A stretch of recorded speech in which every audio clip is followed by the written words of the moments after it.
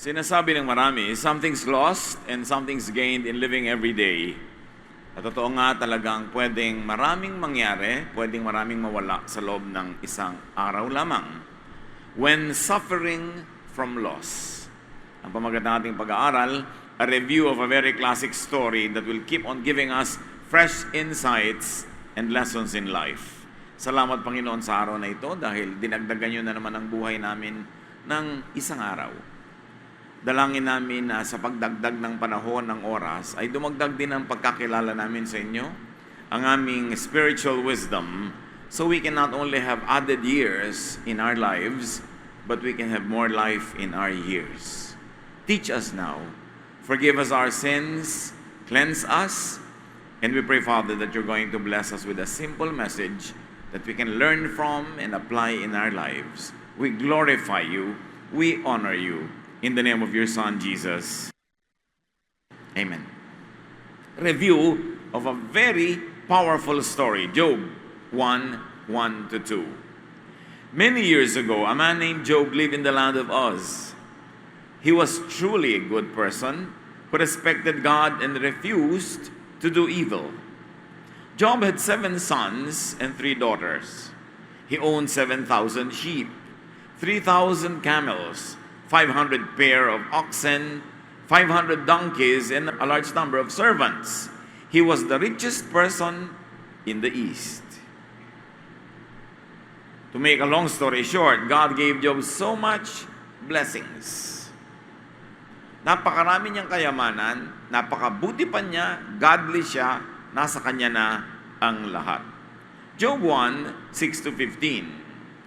One day, when the angels had gathered around the Lord and Satan was there with them, the Lord asked, "Satan, where have you been?" Satan replied, "I have been going all over the earth." Then the Lord asked, "What do you think of my servant Job? No one on earth is like him. He is a truly good person who respects me and refuses to do evil."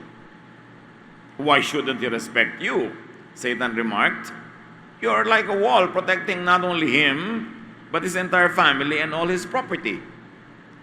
You make him successful in whatever he does, and his flocks and herds are everywhere. Try taking away everything he owns, and he will curse you to your face." Then the Lord replied, "All right, Satan, do what you want with anything that belongs to him, but don't harm Job." Then Satan left. Job's sons and daughters were having a feast in the home of his oldest son, when someone rushed up to Job and said, "While your servants were plowing with your oxen, and your donkeys were nearby eating grass, a gang of Sabaeans attacked and stole the oxen and donkeys. Your other servants were killed, and I was the only one who escaped to tell you." Hindi pinaliwanag ng kwento yung dynamics between the conversation that was reported to have happened between God and Satan. But in any case, sabi ni Satan kay Job, syempre, godly si Job, binibless mo eh. Subukan mong tanggalin yung blessing pagka hindi mo sinumpa ka niya. At sabi ng Diyos sa kanya, sige, huwag mo lang siyang gagalawin, pwede mong galawin yung mga nakapaligid sa kanya. At ganun nga ang nangyari. Isang araw na may piyesta yung mga anak ni Job sa isang bahay ng isang anak niya, sinalakay ng mga Sabaeans, mga outlaws, mga kalaban, yung kanyang mga oxen, pinatay ang mga katulong at itinakas ang mga hayop. Job lost all his donkeys. All. Job 1:16, that servant was still speaking when a second one came running up and said, "God sent down a fire that killed your sheep and your servants. I am the only one who escaped to tell you." Hindi pa tapos ang pangit na kwento at balita. Ito na ang second. Job lost all his sheep. Job 1:17, before that servant finished speaking, a third one raised up and said, "3 gangs of Chaldeans attacked and stole your camels. All of your other servants were killed, and I am the only one who escaped to tell you." He lost all his camels. In Job 1:18 to 19, that servant was still speaking when a fourth one dashed up and said, "Your children were having a feast and drinking wine at the home of your eldest son, when suddenly a windstorm from the desert blew the house down, crushing all of your children. I am the only one who escaped to tell you." Job lost all his children and most of his servants, which up to this point, 4 na lang natira, all only to bear bad news. What a difference really a day could make. From someone who had it all, now he has nothing left. Job 1:20 to 22. When Job heard this, he tore his clothes and shaved his head because of his great sorrow. He knelt on the ground and worshipped God and said, "We bring nothing at birth. We take nothing with us at death. The Lord alone gives and takes. Praise the name of the Lord." In spite of everything, Job did not sin or accuse God of wrong. Marami pang nangyari kay Job, pero hanggang dito na lang muna ang pagtunghay natin sa mga trahedya ng kanyang buhay dahil yun lang sapat na. Mga anak, mawalan ka lang ng isa, talagang ipagluluksa mo sobra-sobra, ito lahat sabay-sabay at kasabay ng lahat ng kanyang kayamanan at mga katulong. Job mourned his losses but never lost his faith in God. And that is what we like to look at today. Job never lost his only source of consolation and comfort and strength, God. At nakatulong sa kanya na hindi niya nilimot ni saglit na alam ng Diyos ang nangyayari sa kanyang buhay. Sa katunayan, hindi pa nga niya alam yung detalye na pinayagan naman yon ng Diyos. At hindi ito ang naging ending ng kwentong ito. Actually, nagkaroon ito ng very happy ending. Pero hindi yon ang lesson natin ngayon. Kasi maraming mga tao dumadaan sa mga hirap, losses, nawala ng trabaho, nawala ng pera, nalugi sa negosyo, nawala ng mahal sa buhay, nawala ng kalusugan, nawala ng kagandahan, basta't nawala ng kung ano-ano, laging may nawawala sa buhay natin. At hindi naman laging nasa happy ending na tayo. Marami sa atin are only surviving from day to day. Marami namatayan ng mahal sa buhay 10 years ago hanggang ngayon, nandun pa rin yung hapdi. Hindi na lang ganun kadalas maalala, pero pag naaalala, grabe pa rin ang hapdi. At sinasabi ng iba, merong dumarating na lang sa dulo ng kanilang buhay, hindi pa rin talaga gumagaling ng lubos yung hapdi na yun. Meron naman, gumagaling. Meron talagang nawala ng pagkakataon, minsan sa buhay na hanggang ngayon ay lost pa, dahil patuloy na hindi niya na-enjoy yung dapat na-enjoy niya. Kanya-kanya nang nawawala sa atin araw-araw. Iba-iba. Pero wala siguro, o kung meron man sobrang konti, ang makahahambing sa karanasan ni Job. At ito ang nais nating pulutan ng aral, bagamat hindi pwedeng maliitin ang hirap ng ating loob. Hindi pwedeng baliwalain ng iba yung sa atin ay mahalaga na nawala. Pero kung nawalan ka na, namatayan ka halimbawa ng mahal sa buhay, nasunugan ka ng bahay, nawalan ka ng hanap buhay, nawala ang yung iniipon-ipong kayamanan, lalo ka dapat lumapit sa Diyos. Kasi pag yun pa ang nawala sa buhay mo, wala ka ng pag-asa.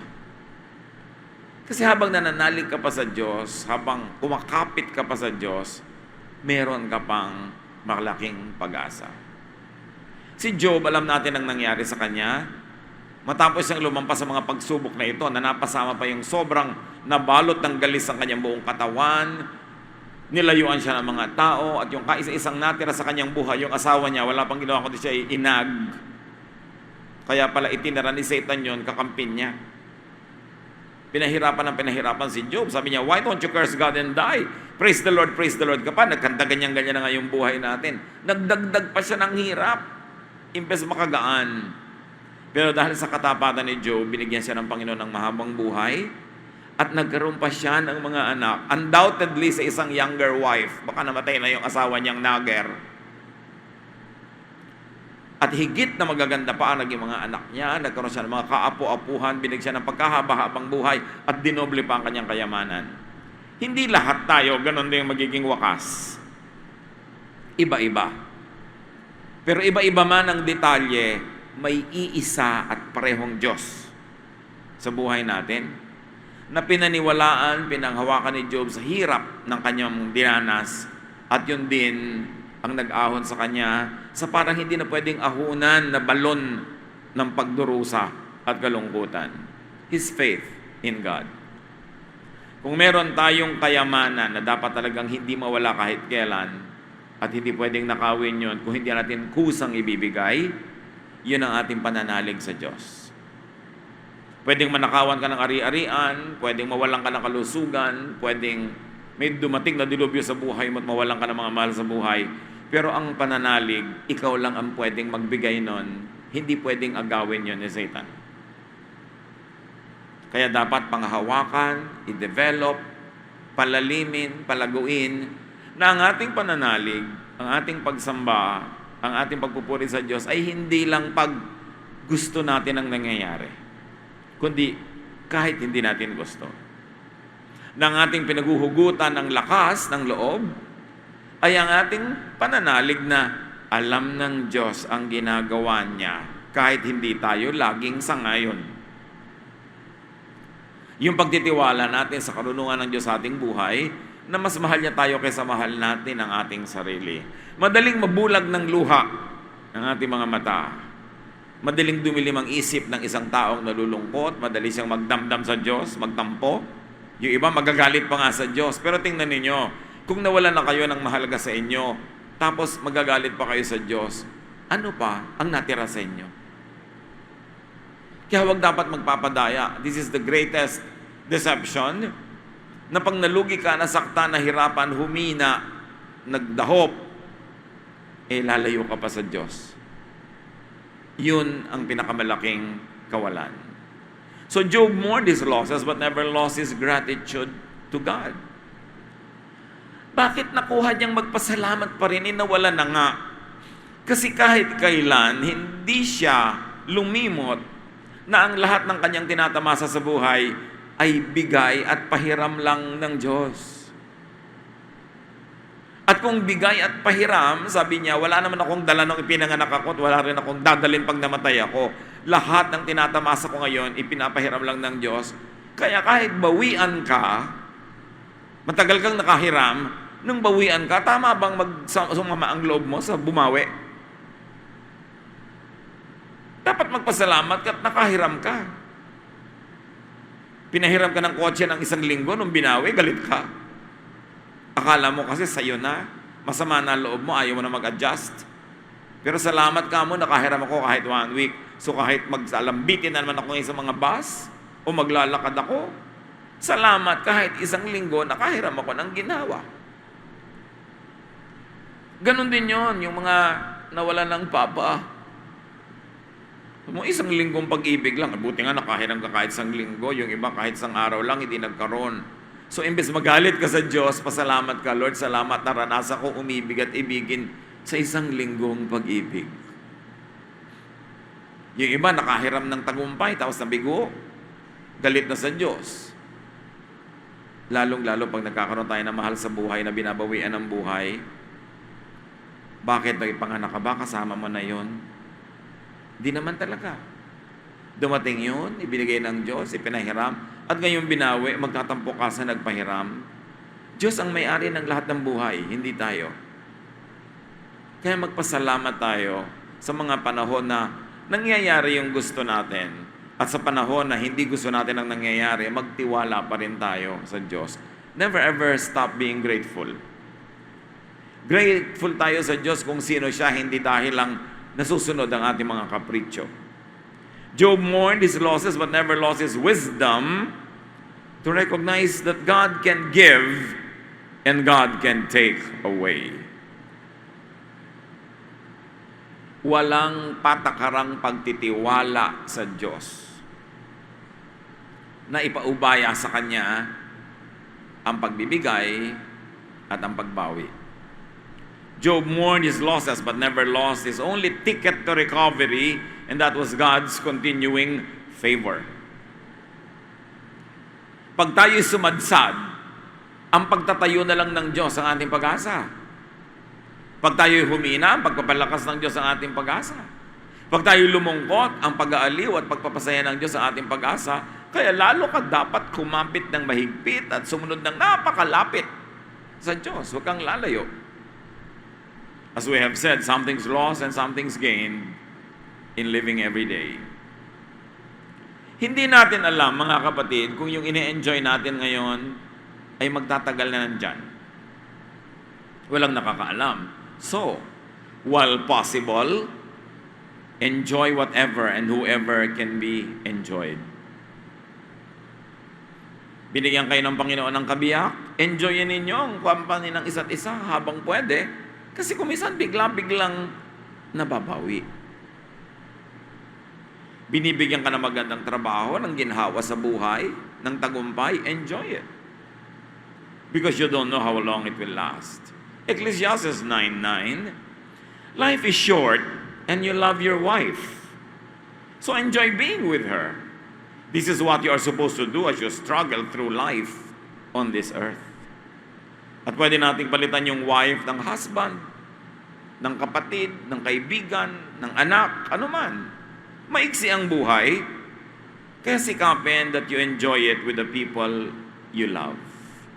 Kaya ako, bagamat naniniwala ako na band-aid, first aid, yung pagtatrabaho sa malayo para lang mag-survive ang family, I do not want it to be done too long.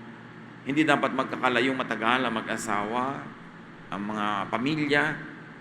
Kung minsan uuwi, nakaataol na. Hindi na nag-enjoy yung magkakasama. Kung minsan pag-uwi ng tatay, umalis siya, yung anak niya 3 years old. Pagbalik niya, yung apo na niya ang 3 years old.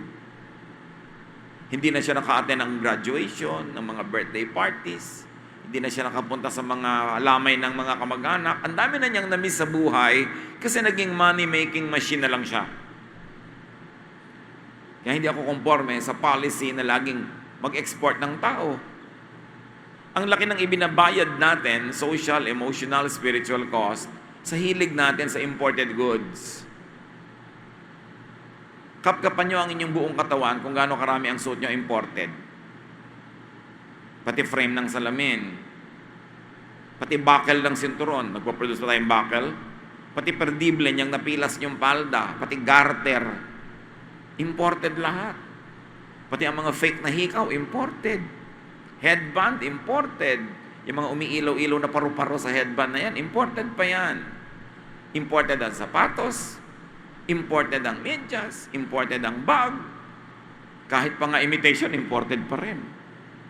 So, bayad tayo ng bayad. Ano pinambabayad natin para magkaroon tayo ng balance of payments? Ang nanay natin, ang tatay natin, ang kuya natin, ang asawa, ine-export. Pambayad sa hilig natin, bisyo natin sa imported.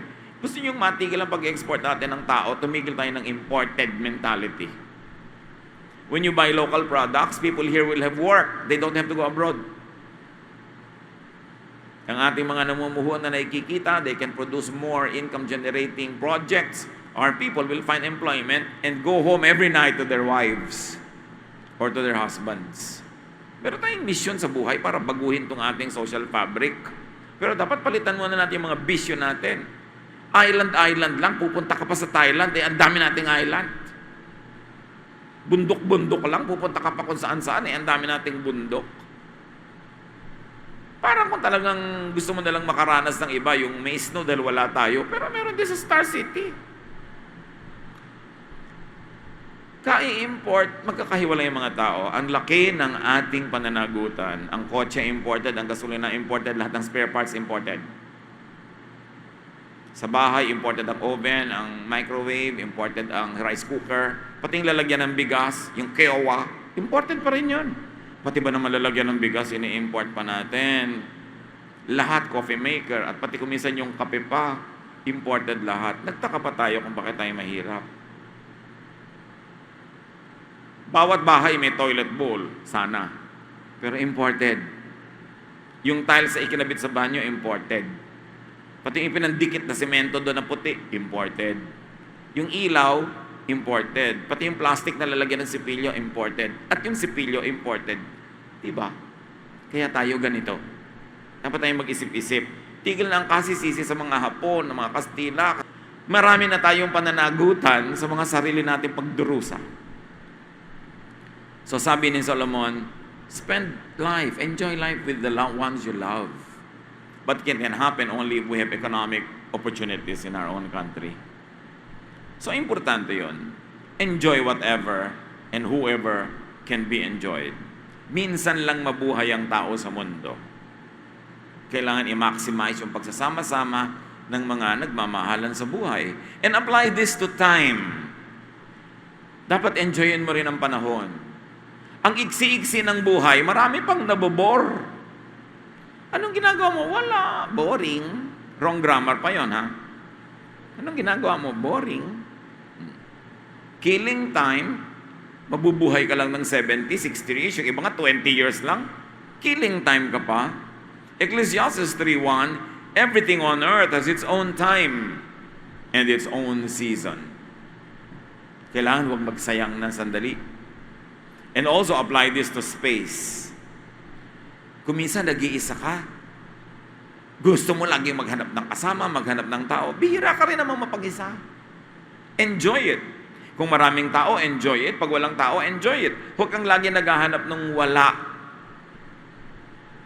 Sabi nga ni Percy Bysshe Shelley, we look before and after. Ayaw natin tingnan yung now. We look before and after and pine for what is not. Our sincerest laughter with some pain is fraught. Our sweetest songs are those that tell of saddest thought. Paano nga hindi lulungkot ang buhay mo, ang hinahanap mo yung wala? Maraming mga nagtitira sa ibang bansa, pag nandito, reklamo ng reklamo. Ang init, ang ganito, ang ganito. Pag nasa ibang bansa naman, ang ginaw, kaya reklamo na. Anong gagawin mo? Magre-reklamo ka na lang kaysa kailagay? Enjoy the space. Enjoy the time. Para pag nawala, wala kang regrets.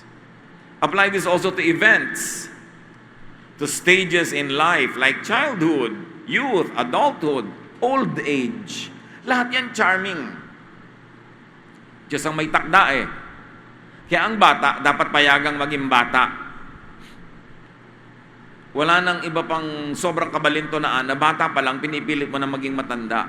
Mga magulang na gustong-gustong magyabang sa mga graduation, akyat ng entablado. Ang gusto ang mga bata, puro promotion. 7 taon pa lang, tapos na ng law.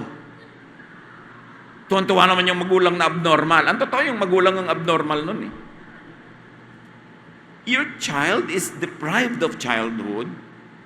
Sa palagay nyo, babalik pa yung childhood niya? Bakit nyo ifa-fast forward yung adulthood? You have all the time to be old. So let the children be children, let the young people be young people. Do not expect the young people to be as serious as the mature people. Yung mga mature naman, hindi lang yan naglululukso kasi may rayuma eh. So habang wala ka pang rayuma, magtatumbling ka dyan. Bahala ka sa buhay mo. And when you become an adult, be an adult. Sabi ng Desiderata, gracefully surrendering the things of youth. And of course, when you grow old, you've got to surrender even to gravity. Hayaan nyo nang medyo lumaylay ang mga pisngi ng kaunti, lumaylay ang ibang parts ng anatomy. Dahil magwawagi, siyempre dapat ang gravity. Yung sobrang ayaw i-surrender yung youthful looks nila, magiging magkakamuka. Nahahalata nyo ba yung lagay ng kung ano na sa mukha nila, magkakamuka? Kasi siyempre, yun lang ang effect ng chemical. Para bang may maga, na may matigas, na may mali. Hindi mo maintindihan, pero alam mo, may ginawa ka, no? Hayaan nyo na. Lalo na kung umidad naman kayo, nakapagpalaki kayo ng mga anak, naging mabuting magulang, ay mabuting lola. Eh, ano kung mukha kang lola? Hindi mo mas nakakatawa yung lola na mukhang teenager? Banat na banat ang mukha. Ang kinis-kinis. Tapos pag nagsalita, let us eat now. Ay, lola! Hindi ko po alam ganyan na pala kayo kalola. Kasi hindi pa nalilift ngayon ang vocal cords eh. Malay natin, baka magawa din later. Pero talagang kumisan, batang-bata pag nagsalita, he walks slowly. Di ba mas baligtad? Ang sayang tingnan na tumanda ka, may pinagkatandaan ka, mukha ka matanda, ay ano? Kaya sa naman nagkakamali-mali ng ginagawa sa mukha. mas nagiging pathetic. Mas nagiging parang hindi bagay. Although maminsan-minsan may binabagayan naman. Pero really, pagka 60, 70 ka na, gusto pa bang may manligaw sa'yo? Bakit pa? Although of course, some find pleasure in it, and who am I to question that? But some people pay too much for this. They pay even to the point of becoming unhealthy or getting sick. Yun yung hindi na mainam dyan. So enjoy your stages of your life. Yung iba, pagka ilang taon na po kayo? Hindi masabi-sabi. Hindi nyo masabing 70. Hindi ba kayo natutuwa na naging 70 kayo? Yung iba, 13 pa lang namamatay na eh. Hindi ba nakakahiya sa Diyos na itilihim mo ang iyong edad? Pinahaba ng Diyos ang buhay mo, tapos hindi mo siya bigyan ng glory, at pinipilit mong pagmukaing hindi pa mahaba ang buhay mo, you are denying the graces of God to you. Dapat sabihin mo, salamat, I'm now 70, thank God. I'm 80, thank God. Diba? Kasi kahit naman mukhang batang-bata yung mukha, yung leeg talagang tiklop-tiklop pa rin. Kasi hindi pa talaga na, sabi niya, faces can lie, but necks don't. So what's the point? Magka-turtleneck ka ngayon kahit summer. Ang dami-dami mong choker. Nakascarf ka lagi. Bakit kailangan itago pa yun? I am not against people trying to look good. But don't work too hard because you miss the point. That it is lovely, it is handsome to grow old because it is a testimony to God's kindness to you. So, apply this even to health, to wellness. Habang malusog, magbiyahe kung pwede. Mamasyal. Gawin ang mga gagawin ng taong malusog. Sabi na Ecclesiastes 11, 7 to 10 and 12:1. Nothing on earth is more beautiful than the morning sun. Ibig sabihin, malinaw na mata. Poetry kasi ito eh. Even if you live a ripe old age, you should try to enjoy each day. Because darkness will come and will last a long time. Nothing makes sense.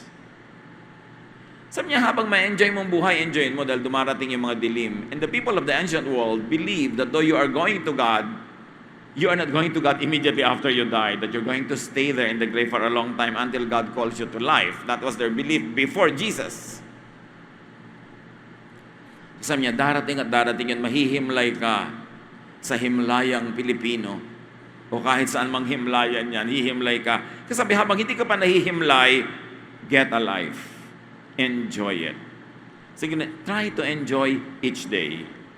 And most of the time nga, people don't enjoy because they fast forward the future.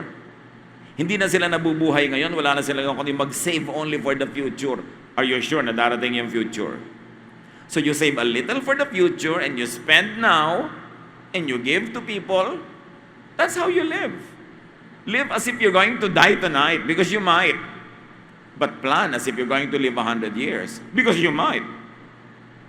Pero kailangan handa ka kahit alin yung mangyari at hindi ka feeling lugi pag biglang napaaga. Verses 9 and so on. Be cheerful and enjoy life while you are young. Do what you want and find pleasure in what you see. But don't forget that God will judge you for everything you do.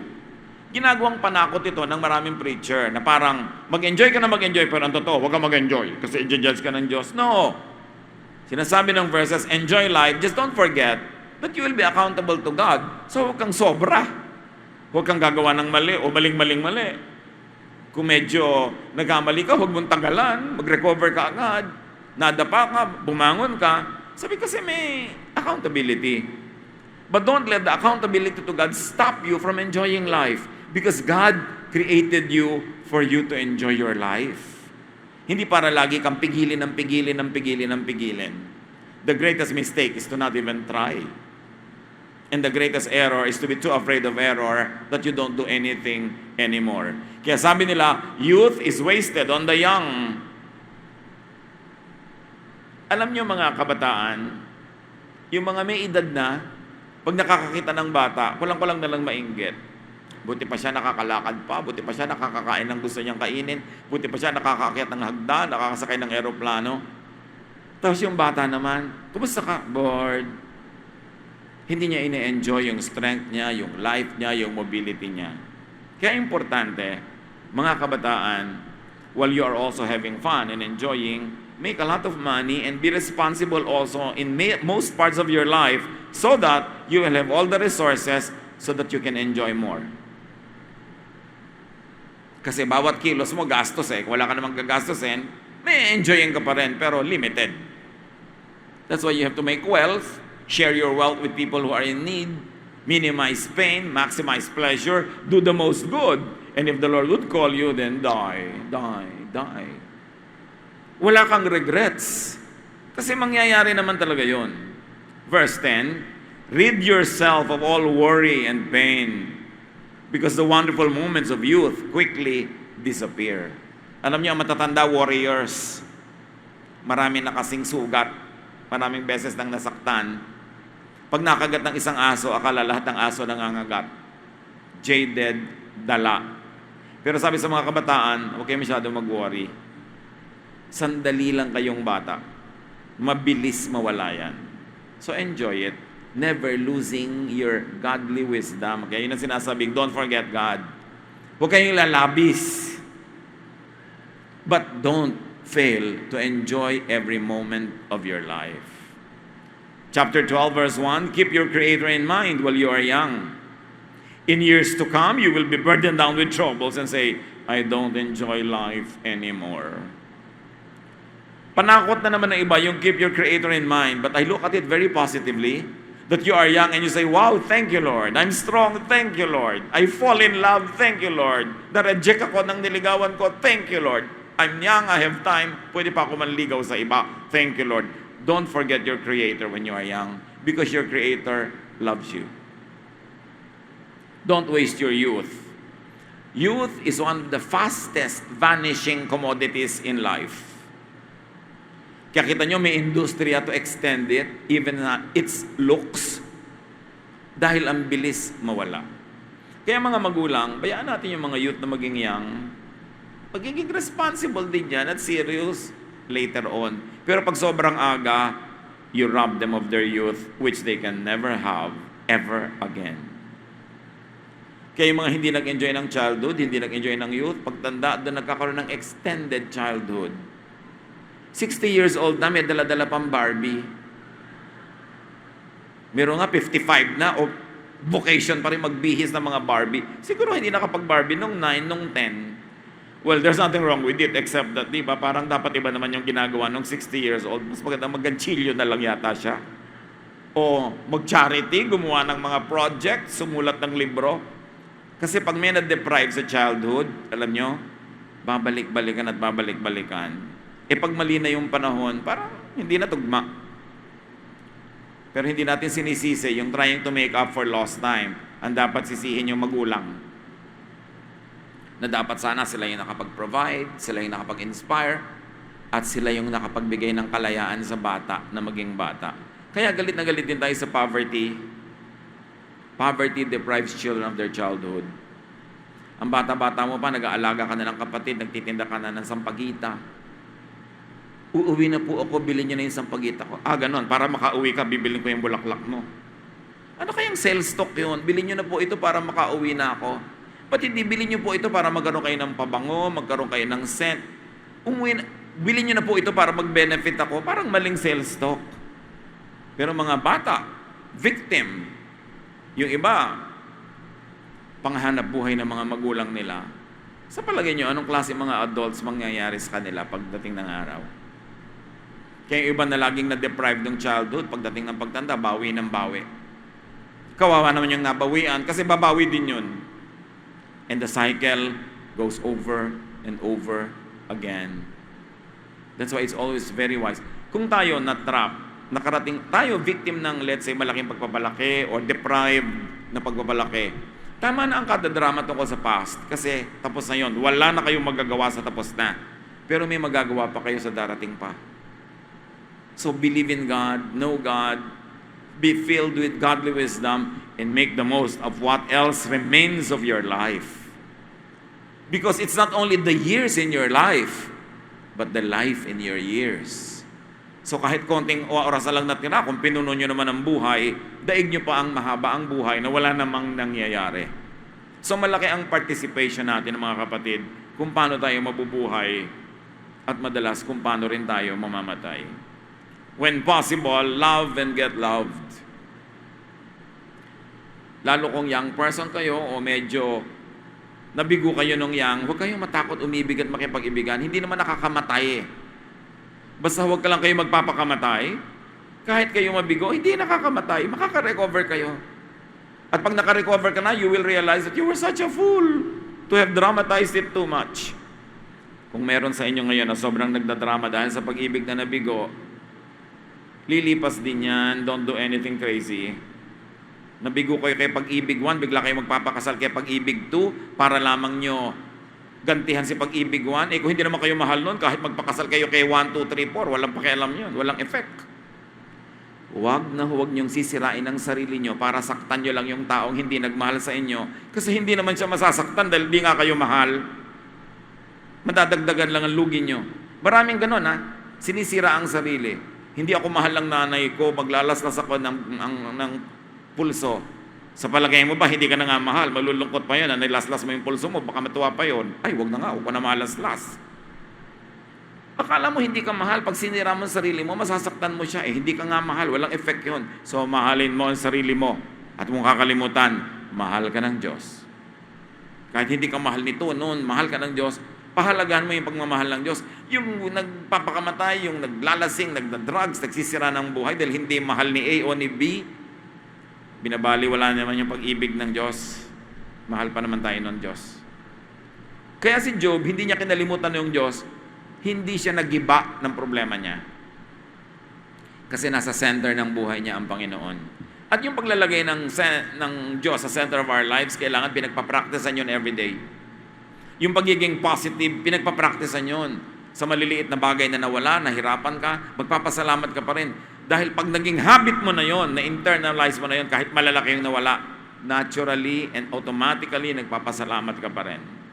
Pero pagka sa maliliit na bagay, reklamo ka ng reklamo, anong pinagpapracticean mo? Maging reklamador, maging loser. Pag ngayon malaki ang nawala, ayun, gibang-giba ka na. Naglalakad ka dyan sa breakwater, kahit walang breakwater. Di ba malaking problema yon? And many people go through that length. So love and get love, give and receive the most to and from people. Yun ang tunay na buhay. You give, you receive, you give, you receive. Hindi yung meron kang konti, nasa iyo lang forever, ayaw mong ibigay, ayaw ka rin tumanggap. Hindi ka nakikipag-circulate with people. Give and receive. And never get too attached to anyone, to anything, except God. Magmahal pero huwag todo. Magtira sa sarili. At lalong-lalo na magtira sa Diyos. Do not make any person the center of your life. Make God the center of your life. Because when that person goes, whether sinasadya niya or not, when your center goes, you will crumble. Pagka ginawa mo ang tao center of your life, yung you give meaning to my life, you fill me, mga drama yan ng mga susunod ay iiyak. Don't let people fill you, let God fill you. Let people add to you, but don't let them be the main filler of your life. Do not make them the center. Kasi kung mahal na mahal ka man yan, ayaw ka man niyang iwan, bigla siyang namatay, di nawalan ka ng center. Paano kung buhay na buhay, iniwan ka? Di lalo namang nakakasira ng center yon. In any case, love, but love God above all. In everything you do, put God first. And He will guide you and crown your efforts with success. It is only God who will always be with us, no matter what, so make God your first love. Even that can be developed. Nade-develop yan. Kawawa ang taong sobrang nagmamahal ng kapwa-tao lamang kasi nagiging alipin, nagiging sunod-sunuran, at nagiging baliw-baliwan madalas. Magmahal, but not to the point na pinupuon mo yung tao. Diyos lang dapat ang pinupuon.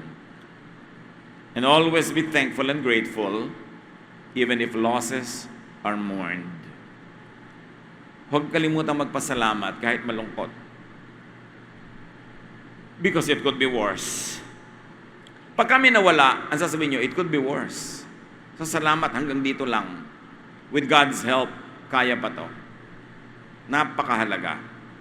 Tandaan nyo, binigyan ng Diyos ng limitation si Satan. Sige, galawin mo lahat ng nasa paligid, pero huwag mo siyang gagalawin. Kahit ano nangyayari sa atin, may permiso ng Diyos. At kung may permiso niya, alam niyang ginagawa niya, huwag tayong magduda.